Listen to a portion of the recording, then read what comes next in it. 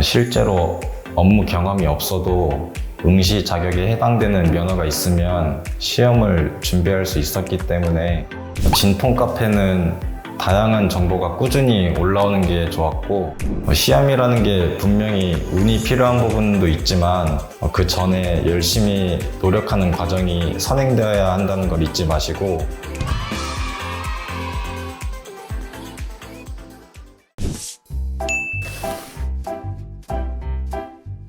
저는 식품위생직을 준비하기 전에 전공과는 무관한 일을 하고 있었는데, 이직을 생각할 때 제가 갖고 있는 영양사나 위생사 면허를 활용할 수 있는 일을 찾다가 식품위생직 공모에 대해서 알게 됐고, 경력 경쟁은 상대적으로 과목 수도 적고 실제로 업무 경험이 없어도 응시 자격에 해당되는 면허가 있으면 시험을 준비할 수 있었기 때문에 저도 그런 점을 고려해서 준비하게 됐습니다.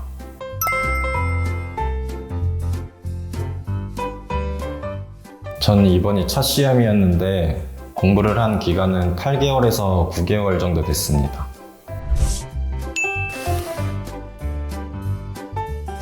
저는 처음에 학원을 알아볼 때 카페부터 먼저 가입해서 둘러봤는데, 진통 카페는 다양한 정보가 꾸준히 올라오는 게 좋았고, 그리고 학생들이 질문글을 올렸을 때 강사님들께서도 답변을 잘 해주시지만 같은 공부를 하는 학생들끼리도 서로 적극적으로 답변을 달아주는 게 좋았습니다. 그리고 처음에 학원에서 상담받을 때 제가 초시생이다 보니까 궁금한 게 많아서 질문도 많았는데, 제 질문에 대해서 자세히 설명해 주신 점이랑, 그리고 학원에 대해서 설명해 주실 때 학원에 대한 자신감 같은 걸 갖고 계시는 게 느껴져서 저는 대박열림을 선택하게 됐습니다. 저는 집이 좀 멀어서 통학 시간이 부담되다 보니까 처음에는 인강을 수강하는 쪽으로 고민했었는데, 상담받으러 처음 학원에 방문했을 때 현장에서 공부하고 있는 다른 학생들을 보니까 자극을 받을 수 있었고, 동기부여도 더 잘 될 것 같아서 현장 강의를 수강하게 됐습니다. 현장 강의를 들으면서 좋았던 점은 혼자 공부하다 보면 느슨해지고 좀 지칠 수 있는데, 그럴 때 같이 공부하는 학생들을 보면 공부에 집중하기가 더 좋았던 것 같고, 그리고 공부 계획을 세울 때도 큼직큼직한 계획은 학원의 커리큘럼을 그대로 따르면 되고, 저는 세세한 계획만 세우면 됐기 때문에 공부 계획을 세울 때도 부담을 많이 덜 수 있었습니다. 화학 같은 경우에는 저는 이과였지만 공부한 지 좀 오래돼서 스스로 노베이스라는 생각으로 기본을 좀 탄탄하게 다지는 데 신경을 많이 썼습니다. 강사님들께서도 자주 강조해 주시는 부분이지만 기본을 잘 준비해 놔야 그 다음을 공부할 때 수월할 수 있습니다. 그리고 그 기본을 공부할 땐 수업을 듣고 그 내용을 자신의 표현으로 다시 정리해서 반복하는 게 중요하다고 생각합니다. 그리고 식품위생 같은 경우에는 내용이 너무 방대하기 때문에 모든 걸 암기할 수가 없어서 최대한 눈에 익힐 수 있도록 반복해서 공부하는 게 중요하다고 생각합니다. 일단 강두수 강사님이 이론 수업을 하실 때는 구체적인 예시를 들면서 쉽고 차근차근하게 설명을 잘 해주시는데, 이론 공부할 때 그런 부분은 큰 도움이 됐고, 그리고 다른 학생들은 어떻게 생각했을지 모르겠지만 중간중간 해주시는 잔소리가 개인적으로는 큰 도움이 됐던 것 같습니다. 공부하다 보면 좀 느슨해지고 지칠 때 그런 잔소리를 들으면 다시 집중해서 할 수 있었던 것 같고, 가장 기억에 남는 말은 어렵게 공부해야 시험 볼 때 쉽다라는 말이 가장 기억에 남습니다. 배수진 강사님은 문제풀이 단계에서 뵙게 됐는데 문제풀이 해설을 정말 꼼꼼히 해주시는 게 좋았고, 그리고 이론 수업을 들을 기회도 있어서 같이 수업을 들은 적이 있는데 문제 해설 강의만큼이나 이론 수업도 꼼꼼히 해주셨습니다. 공부를 하다가 그냥 외우고 넘어갈 수 있는 공식들도 직접 증명도 해주시고, 문제 풀 때 어떻게 활용하면 좋은지 같이 설명도 해주신 점이 공부할 때 큰 도움이 됐습니다.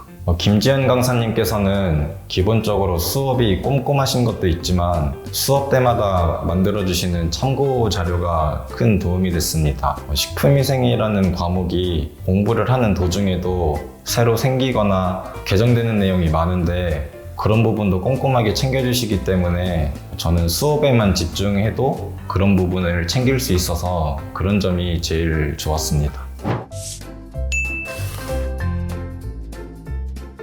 아무래도 공부하면서 가장 힘들었던 건 결과에 대한 부담감이나 막연한 불안감이 크다는 게 제일 힘들었는데 저도 그런 부분을 완전히 극복하진 못했지만 그런 불안감이 커질 때마다 기분 전환을 하려고 신경 많이 썼습니다. 공부 시간을 늘리는 것도 중요하지만 각자에게 맞는 방법으로 기분 전환을 해주는 건 수험 생활에 꼭 필요하다고 생각합니다. 그리고 공부하면서 생기는 슬럼프는 열심히 준비해온 사람한테 온다고 생각합니다. 그래서 그런 슬럼프가 올 때 열심히 해온 자신을 믿고 긍정적으로 생각하는 게 꼭 필요하다고 생각합니다. 저는 필기 결과가 나오고 나서 준비했는데 기간은 2주 정도 준비했습니다. 처음에는 면접 준비를 어떻게 해야 될지 막연했는데 학원에서 제공해주신 면접 자료를 중심으로 제가 어떤 답변을 할 수 있을지 답변을 준비하는데 좀 더 집중했습니다. 보통 면접을 앞두신 분들이 면접 스터디를 많이 하는 걸로 알고 있는데 저는 면접 스터디를 따로 안 했기 때문에 제가 부족한 점에 대해서 피드백을 받거나 실제 면접장에서 느낄 수 있을 만한 그런 긴장감을 체험해 볼 수가 없었는데 학원에서 진행해 주신 모의 면접을 통해서 그런 피드백을 받을 수 있었고 그리고 그런 면접장에서 느낄 만한 긴장감을 미리 한번 체험해 볼 수 있었던 게 실제 면접 볼 때 큰 도움이 됐습니다.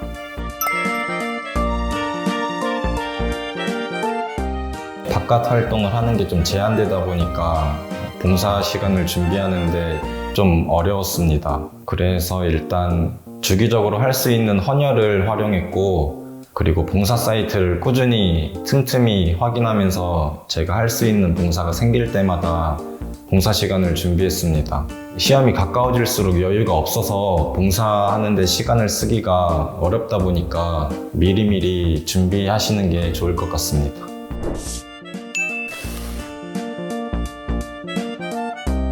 저는 면접 시험장에 최대한 미리 도착해서 현장 분위기에 좀 익숙해지는 게 도움이 된다고 생각합니다. 그리고 실제 면접은 15분에서 20분 사이에 진행되기 때문에 생각보다 진행이 빨라서 당황스러울 수 있는데 그럴 때 최대한 차분함을 유지하면서 답변하는 게 중요하다고 생각합니다.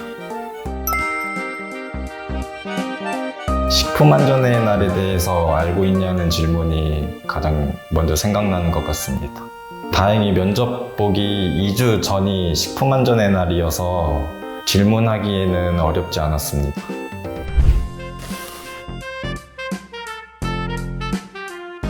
자신의 공부 리듬을 찾아서 꾸준히 유지하는 게 중요하다고 생각합니다. 반복되는 일상이 당연히 지치고 힘들지만 그럴 때마다 적절히 휴식도 취하면서 자신의 공부 리듬을 꾸준히 유지하는 게 긴 수험 생활에 도움이 된다고 생각합니다. 시험이라는 게 분명히 운이 필요한 부분도 있지만 그 전에 열심히 노력하는 과정이 선행되어야 한다는 걸 잊지 마시고 합격이라는 확실한 목표를 갖고 시작하신 만큼 잘 준비하신다면 운도 따라주면서 좋은 결과가 있을 거라고 생각합니다. 잠시 멈춰있는 발걸음이 다시 앞으로 나아갈 수 있도록 응원하겠습니다.